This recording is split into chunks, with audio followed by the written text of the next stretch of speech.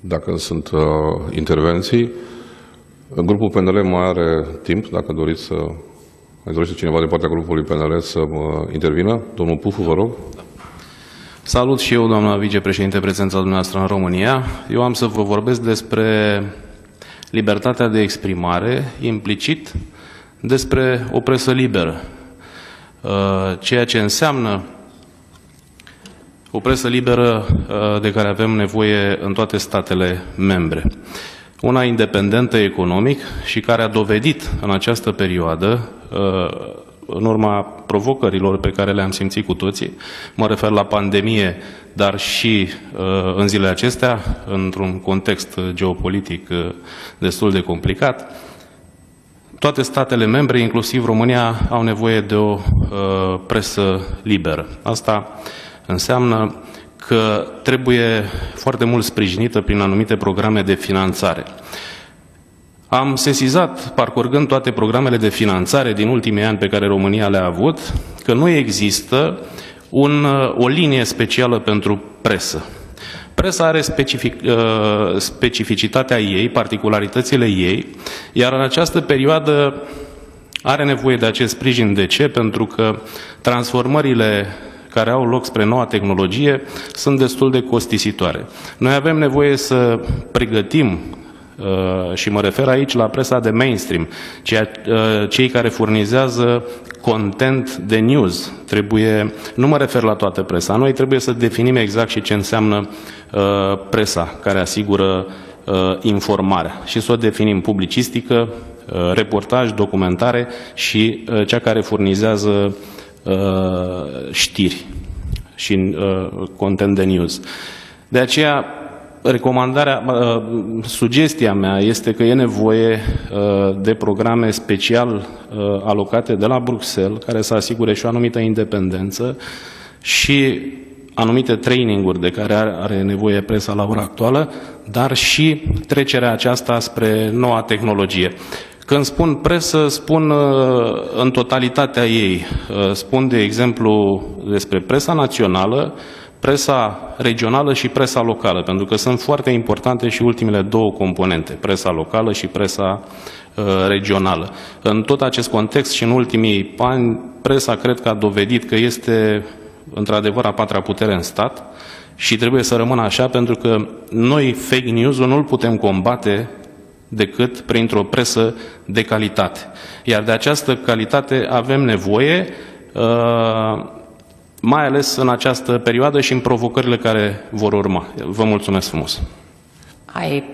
I don't know the situation in Romania in the details, but what the Commission is trying to do now in preparing the media law, that the public funding of media, it's also what you raised, the public funding of media must be as transparent as possible, so that there is clarity that the public budget serves or pays for the service and not for the gratitude of the journalists.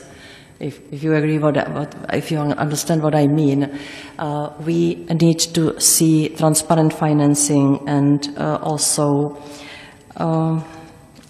the fair and open access for journalists to information, because it was one of the problems over the COVID time that not all the journalists were invited to different press conferences, and there was some kind of selective approach in some member states. But I don't want to say that it was the case of Romania, because I don't have at this moment sufficient data.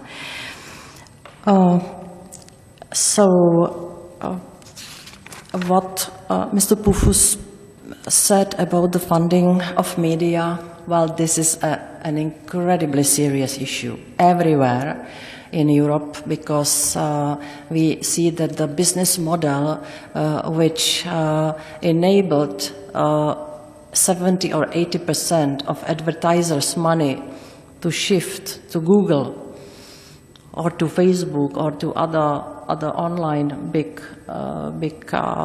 operators, it means that the money is missing, especially for the regional and local media. And we are looking into the situation, and I would really like to come with some sustainable solution. What we want to guarantee through the Media Freedom Act, which again we will adopt it in September, is sufficient financing for the media of public service or public service media. We even hear from some member states that we should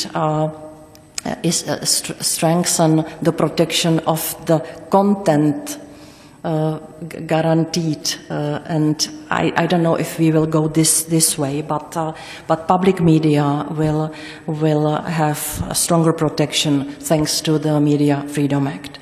Financing of media from public budgets, as I said, transparency is needed.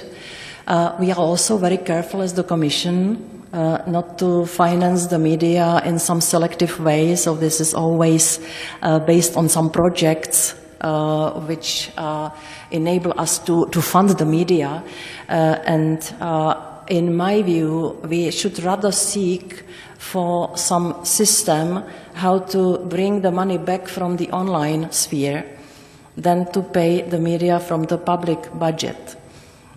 It's how I see that, because if you imagine the situation, the people, the citizens are already paying with their personal data. They are making or driving the functioning of the big platforms, and now they should pay for the second time, yeah, to correct or to increase the ability of the media to survive economically. So I think that we should try to find another way.